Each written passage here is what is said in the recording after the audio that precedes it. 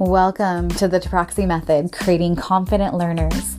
The Taproxy Method uses a unique combination of breath work, brain-body work, gratitude, and a clay-based program to affect the neuroplasticity of the brain in students, to help strengthen their mind-body connection, help them develop a growth mindset, and most importantly, trust and confidence in themselves.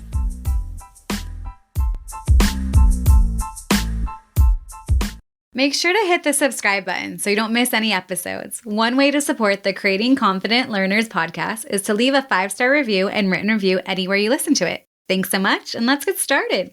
When I talk about word study, that's actually something different where you're actually pulling words from what a kid is struggling with, whether reading, writing, or spelling, and having them study the word patterns of those group of words. So that's different than symbol mastery and word mastery. So this podcast is more about the word mastery. So the first level is symbol mastery, the uppercase letters, the lowercase letters.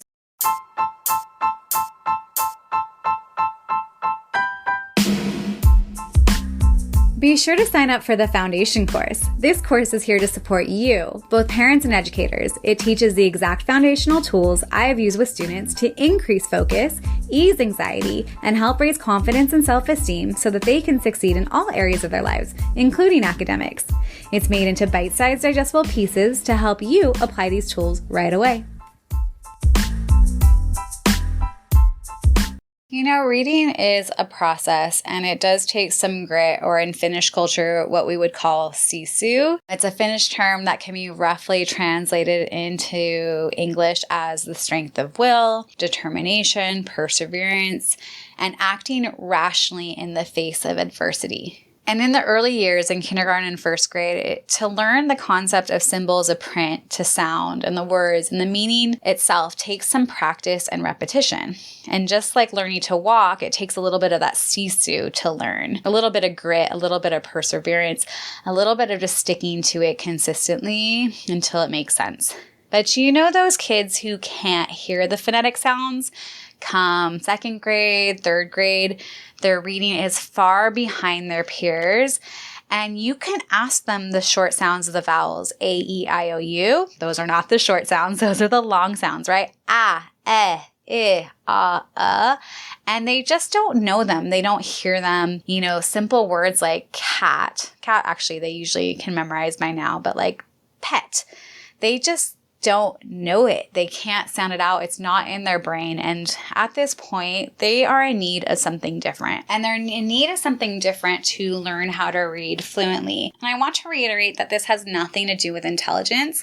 These kids are usually hyper aware of their surroundings, even hyper in general. They're inquisitive, they're observant, they're capable, they're artistic, they're athletic, they're opinionated, and it has nothing to do with intelligence. Again, their brain is not equipped to hear in terms of phonetics or sounds. They are more visual or kinesthetic learners as well. And so these 2D symbols that are man-made content and are almost arbitrary, right? It's arbitrary that blue means blue and that the word tree means tree. I mean, why isn't it that blue really means yellow and tree doesn't really mean dog, right? So over time, obviously, there are some, linguistic stuff over time that created these sound patterns. But really, again, meaning is arbitrary to even the letter sounds until we make it. There's 26 letters in the English alphabet, which actually changes sounds based on combinations and so forth. But if you take a language like Italian, they have their certain amount of letters, and then there's only a few combinations that change the letter sound. And so actually that's why Montessori works in the way that they do for Italian. I have some observations about teaching Montessori in the way that they teach reading in English because it doesn't follow the same rules as Italian. And I just happen to know that because I was blessed enough to live abroad in an Italian-speaking part of Switzerland many, many moons ago. So what's happening though for these kids is that our caveman brain, which thinks more in 3D, is having trouble with the symbol orientation of letters. And just think about this too, the mixing up a P or a lowercase d or lowercase b or even a 9, that just has to do with how the brain is capturing the orientation of that letter. So when I talk about word mastery, there's actually 2 levels to word mastery. And word mastery has to do with the symbol mastery, both visually in the right shape and the right direction. Think of those B's and D's that get often mixed up with kids who are labeled dyslexic, as well as there's the symbol mastery and then there's also the word mastery. When I talk about word study, that's actually something different where you're actually pulling words from what a kid is struggling with, whether reading, writing, or spelling, and having them study the word patterns of those group of words. So that's different than symbol mastery and word mastery. So this podcast is more about the word mastery. So the first level is symbol mastery, the uppercase letters, the lowercase letters, and the major punctuation that they're going to see in grammar, both for reading and writing. They need to be known at sight in order for a child to be successful in reading, spelling, and writing.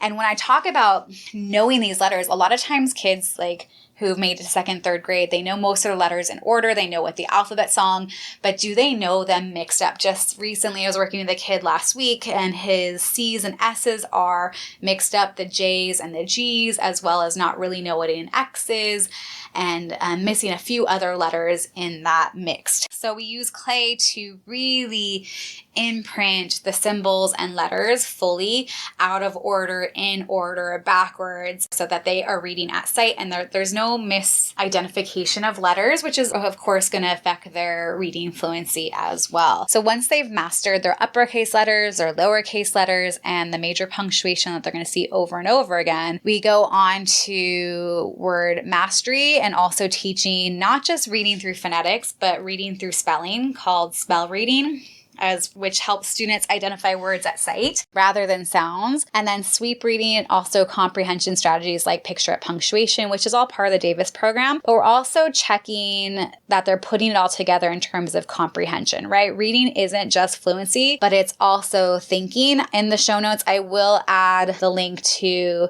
an article that I wrote quite a few years ago, maybe 7, I think 2015. Oh, that's like 8 years ago, in the Maui Family magazine called Reading is Thinking. So I'll link that in the show notes. But when it comes to reading, we don't want just fluency, but we also want kids to think about what they're reading. We want them to infer, to empathize, and also to comprehend and recall what they've read as well. So there's many layers to reading.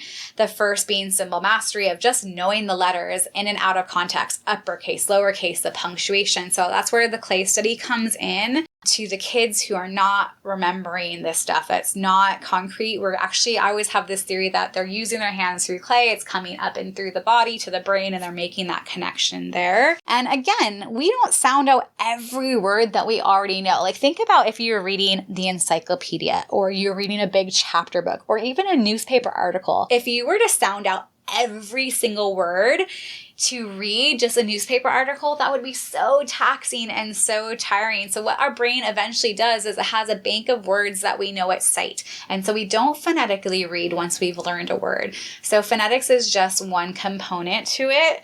And so just thinking about that, but we can also teach the brain, especially those kids who are struggling in 2nd, 3rd grade, how to read visually fully. But what I've found that's really interesting over the years of starting to implement word mastery through clay, symbol mastery through clay, is that we can actually teach the word patterns through the back end, and that the synaptic connections in the brain will make the connection with the visual spelling of a word to the phonetic sounds eventually. I also take the time to teach the short sounds, the A-E-I-O-U sounds, actually the academic terms for the vowels versus consonants, the bossy E concept, the complex patterns and vowel patterns like shuns and OW for ow or OU for ow or O, depending on what word. So we can explicitly teach this to kids who are struggling with remembering the rules, who are not absorbing it implicitly, and it needs to be made more explicit for them. But also, like I said, we use word study, which is different than word mastery. Word study uses the words and how they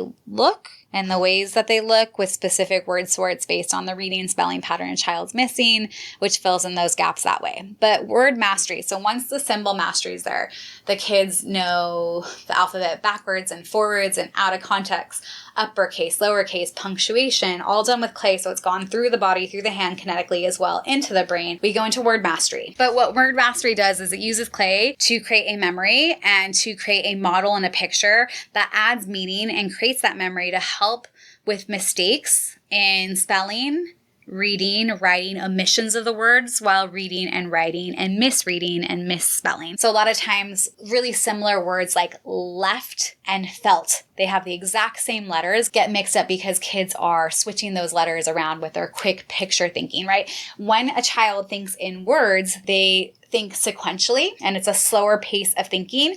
Kids who can't always explain their thinking or are very, very quick, oftentimes they're thinking in pictures, and those pictures are moving quicker than they can even understand. So that's what happens when we have a word like felt and left that are getting mixed up. And the process is pretty much a 3-part process. Simply put, you look up the definition of a word like the or left or felt, whatever one they are mixing up. And this is once they've already mastered the symbol mastery of the uppercase and lowercase letters, as well as punctuation. You end up writing down the definition on a 3x5 card, discussing, creating different sentences using that word, and then having them create a model in non-drying clay that shows the meaning of that word. So they end up keeping it 3D. So one example, I had a child who did the word the, like the dog was her example, and she ended up putting a circle of clay around the dog to indicate that it was a single thing.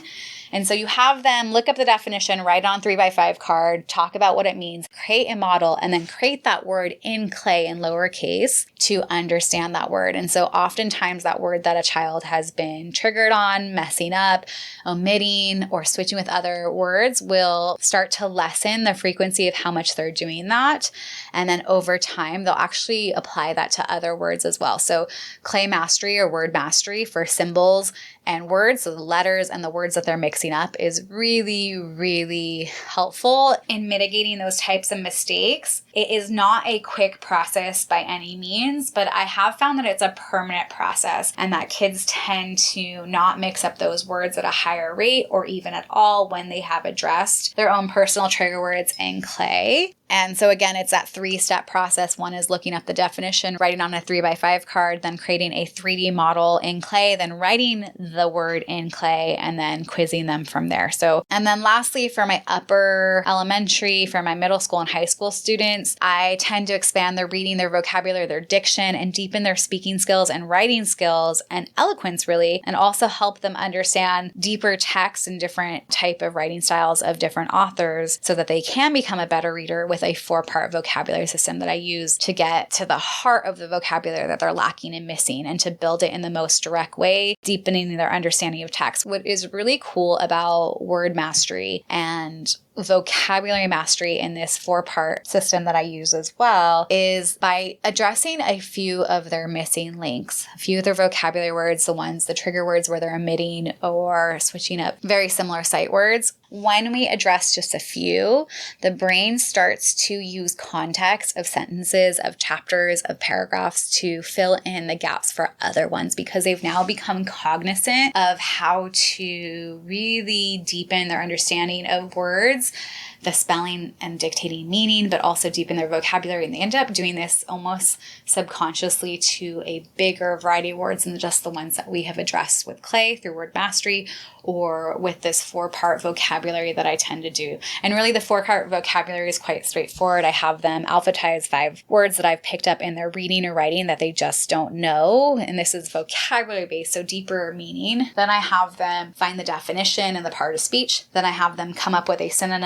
and an antonym and then write their own complex 5th, 6th, 7th, 8th, 9th, 10th grade, 11th grade, 12th grade vocabulary sentence. And just by doing about 5 to 6 words of their own that's pulled straight from the text that they're working on with me or in school, that tends to transfer far reaching beyond just those 5 words. And, with this whole deepening diction, deepening and filling in trigger words and words that kids struggle with. I've had kids who complain that they don't get what this book or this article or this text or that the author is saying. And it's really the verbiage is out of their range at the moment. And with scaffolding and teaching to their missing vocabulary and building up their word bank, these texts that they were just complaining about become accessible. There are multiple levels of books that kids can read. There are the ones that are easy for them, that they revisit over and over again. There's the ones that expand them independently. I call these ones just right fit books, so they're not too hard, they're not too easy. And then there's the ones that they need help and guidance and scaffolding to become independent and accessible with that book. So there's multiple levels of understanding, but also levels to being able to read independently. But there's multiple skills that need to be in place for a student to be a really deep and proficient reader. And I love these tools because even though they are essential for the visual-based readers who cannot hear sounds, they actually help all learners, right? The symbol mastery, the spell reading, the sweep reading, checking in with comprehension, word mastery for the trigger words that are being consistently mixed up in reading and writing and spelling, the word study, which is the visual-based way to help learn sound patterns and spelling patterns, the explicit teaching of sound patterns in English, the building of a huge word bank, and deepening vocabulary with a 4-part direct instruction that transfers to everything else. These help all readers, whether they hear sounds or not. And this will eventually be the Creating Confident Learners Master Reading course with these 7 components that I do with kids that have become my own reading program for the past 8-10 years or so. But for now, the foundation course is available to help with the skills that help with retention of academic materials and the concepts by teaching to the whole child, teaching them focus, teaching to the nervous system, helping them with gratitude and glimmers. And I teach you those skills there. So don't forget to sign up at www.creatingconfidentlearners.com and go from there. Aloha.